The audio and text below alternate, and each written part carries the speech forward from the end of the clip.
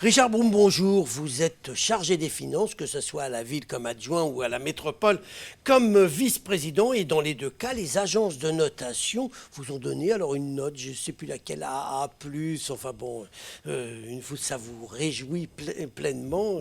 Vous en parlez tous les soirs au dîner. Alors d'abord, c'est quoi ces agences de notation? Qui est-ce qui les paye pour qu'elles vous donnent des bonnes notes? Parce que c'est vous qui les payez. C'est vrai. Bonjour d'abord. Bonjour. Avant de m'accuser de payer des agences pour avoir de bonnes notes. Non, les agences de notation, il y en a trois essentielles qui ont 95% du marché.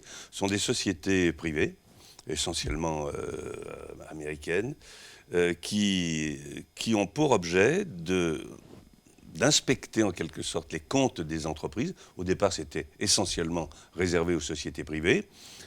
Ausculter les sociétés, leurs comptes, pour en définitive donner une note sur leur capacité de remboursement.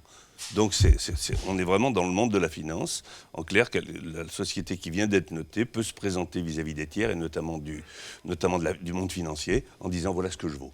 Et donc c'est une note très sérieuse, car ces agences sont très sérieuses, sont très impartiales, car sinon ça n'aurait pas d'intérêt. Mais quelle est la différence entre une agence et un commissaire aux comptes ou un expert comptable, s'ils font le même boulot? Pas l'expert comptable, parce que l'expert comptable, j'allais dire, c'est le partenaire de l'entreprise. Tandis que le commissaire aux comptes, lui, il est là.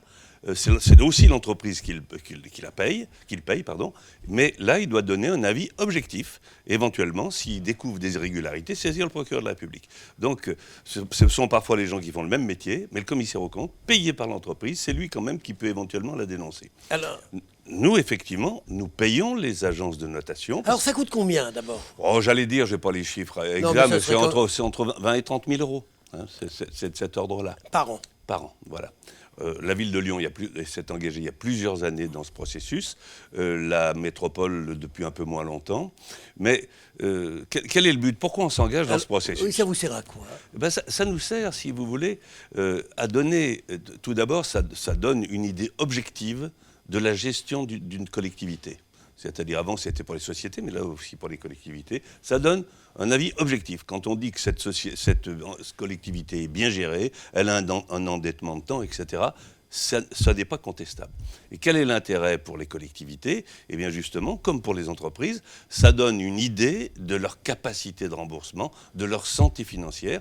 Et à une époque où on a besoin de financement, il est certain qu'une collectivité bien notée obtiendra plus facilement du marché financier des prêts et à des meilleures conditions. Il est évident qu'un banquier, quand il sait qu'il n'a pas de souci pour être remboursé, il accepte de faire des gestes sur les taux. Voilà l'intérêt. Richard Broum, on va parler un peu politique, mais au sens noble du terme. Vous avez quelle note, la ville et la métropole? J'allais dire que les deux collectivités ont la même note, c'est-à-dire, je vais être un tout petit peu technique, enfin pas trop, mais un peu quand même. La note que nous avons, c'est 2A. 2A. Perspective stable. Pourquoi on a cette note? Parce qu'on pourrait avoir bien mieux. C'est parce que l'État lui-même est noté comme cela. Or, aucune collectivité ne peut avoir une note meilleure que celle de l'État. Mais je précise que nous avons obtenu pour les deux collectivités, alors que ce sont deux agences distinctes. À la ville, c'est Standard & Poor's, à la métropole, c'est Fitch, et nous avons eu un espèce de bonus qui est la qualité de crédit intrinsèque 2A+. C'est-à-dire, c'est pas une note, ça, c'est pas une notation, parce qu'on n'a pas le droit, donc, comme je vous le disais, de mettre une notation supérieure à l'État, mais ça veut dire que si l'État avait une meilleure note, nous aurions automatiquement cette meilleure note. Alors, maintenant, question. L'État a 2A. 2A, c'est bien. Quand on voit l'État, c'est le moins quand même. Attendez, quand on voit l'état des finances de notre État, endetté comme jamais, avec des déficits comme jamais, moi je trouve que si vous avez la même note que l'État, c'est pas terrible. Hein. Je suis inquiet. L'État, à ma connaissance, n'a encore jamais manqué à ses obligations. C'est-à-dire que chaque année, il paye les intérêts, même si ce sont des intérêts très élevés, il paye chaque année. Donc c'est un débiteur fiable. Ça ne veut pas dire qu'on ne pourrait pas mieux faire, mais en tout cas, c'est un débiteur. Non, mais vous me parliez de gestion, bonne gestion tout à l'heure. Je comprends ce que vous venez de dire sur l'état du débiteur qui peut rembourser. En revanche, en ce qui concerne la gestion, vous reconnaîtrez avec moi que la gestion de l'État, depuis 20-30 ans, c'est pas terrible. Je suis d'accord. Ah, vous êtes d'accord. Je suis d'accord, mais je vous dis bien, cette note 2A que nous avons, on l'a à minima. J'ai bien parce compris. que, voilà.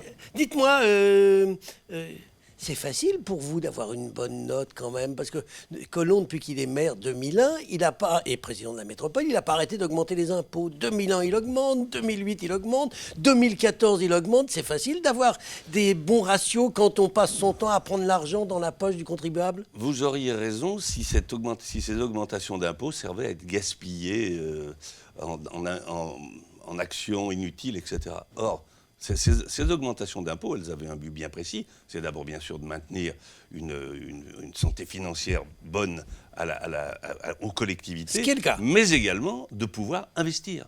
Parce qu'une collectivité, qu'est-ce qu'elle doit faire? Elle doit bien entendu gérer le social, une partie de l'économie, mais aussi investir. Et c'était une assurance de pouvoir investir correctement, ce qui a été bien fait dans les deux collectivités pendant le mandat précédent déjà. Il nous reste 30 secondes, Richard Brome. Alors juste un mot, est-ce que les collectivités dont vous avez la charge sur le plan financier sont très endettées, trop endettées? Ah non, elles ne sont pas trop endettées, justement. C'est ce qui permet aux agences de bien nous noter, puisque pour la ville, c'est 410 millions, si vous voulez, au 31 décembre 2018, ce qui sont des sommes comparables à ce qu'il y avait en 2001, ce qui est donc assez remarquable. Et à la métropole, c'est moins de 2 milliards, et c'est tout à fait compatible avec les chiffres qui sont ceux d'une grande collectivité comme la nôtre. Donc, cette note, justement, c'est pour dire que tout est bien. Eh bien, nous serons optimistes. Enfin, vous êtes optimiste. J'espère que nous le serons aussi avec vous, Richard Brome. Je vous remercie. Je vous en prie.